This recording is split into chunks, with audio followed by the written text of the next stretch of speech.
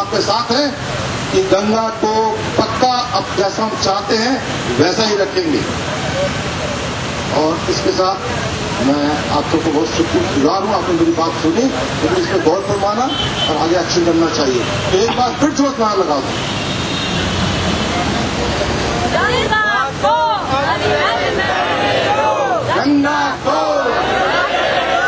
गंगा को, गंगा को, गंगा को, गंगा को, गंगा को निर्मल करने दो। कि यमुना को बचाना क्यों जरूरी है। सबसे पहली बात तो ये है कि यमुना नदी एक प्राकृतिक धरोहर है और शुरू से ही शताब्दियों से यमुना के किनारे जो हैं वहाँ पर बाढ़ आती है, यमुना का पानी वहाँ ठहरता है, उसके अंदर पानी जो है वो जमीन के अंदर जाता है।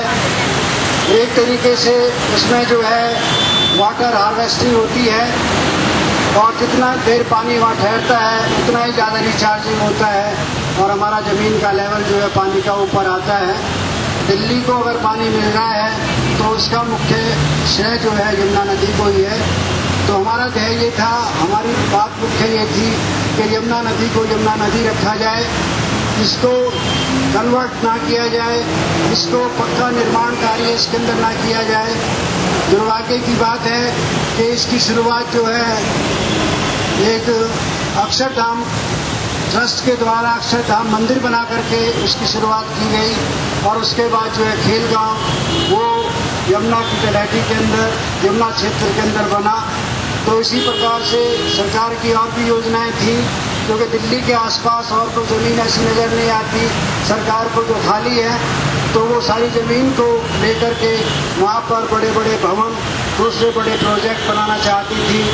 लेकिन इस यमुना सत्याग्रह के शुरू होने का सबसे बड़ा फायदा जो हुआ वो ये है कि एलजी साहब को ये मानना पड़ा कि यमुना तट के अंदर यमुना क्षेत्र के अंदर खेल गांव के बाद कोई और ज़्यादा और एनी मोर कंस्ट्रक्शन नहीं होगा।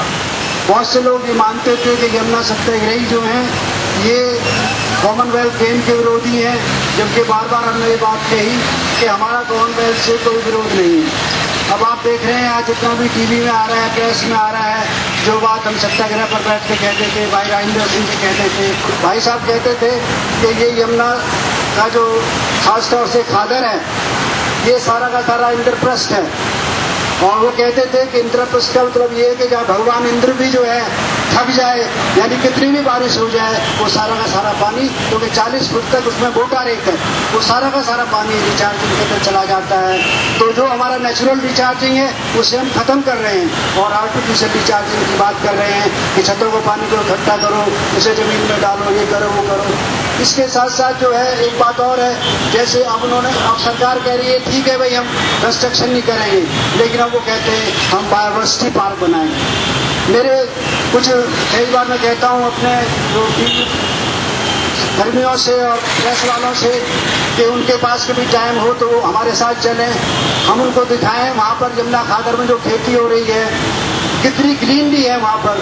वो ऑलरेडी वो किसान क्या कर रहा है, वो पार्क ही बना रहा है और मोरोवर वो जमीन को खोदता है, उसकी जुताई करता है, तो जुताई के बाद उसमें और ज़्यादा पानी ऑब्जर्व होता है और जब वहाँ पार्क बन जाएंगे तो पार्क के अंदर नेचुरली क्या होगा, कुछ हिस्सा पक्का भी करना पड़ेगा, उसके अंदर ठेकेदारी प्रथा शुरू करनी पड़ेगी, ठेकेदारी भी वहाँ पर होगी।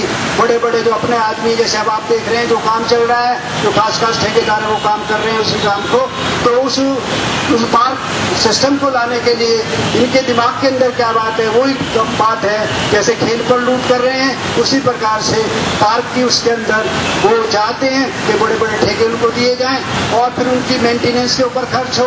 अब वही काम किसान कर रहा है वहाँ पर, सरकार का कुछ खर्च नहीं हो रहा है, बिल्कुल उसको ग्रीन मेंटेन कर रखा है, कोई उसने इंक्रोचमेंट नहीं किया है, सिंगल इंक्रोचमेंट भी सारी यमुना क्षेत्र के अंदर नहीं हो रहा है। हम कई बार कहते हैं, कई बार बातें भी होती हैं, मिनिस्टरों के पास भी जाते हैं, उनसे भी कहा कि साहब जो डीडी के पास जमीन है सरकार की, उस जमीन के अंदर तो पार्क जो है उनके अंदर भी कॉलोनियां बन गई हैं, पुलिस ने और डीडी ने मिलकर के सारी जमीन पर कब्जा कर लिया है और जो किसानों के पास जमीन 1949 के अंदर मिली थी आज भी उसी प्रकार से जमीन बनी हुई है।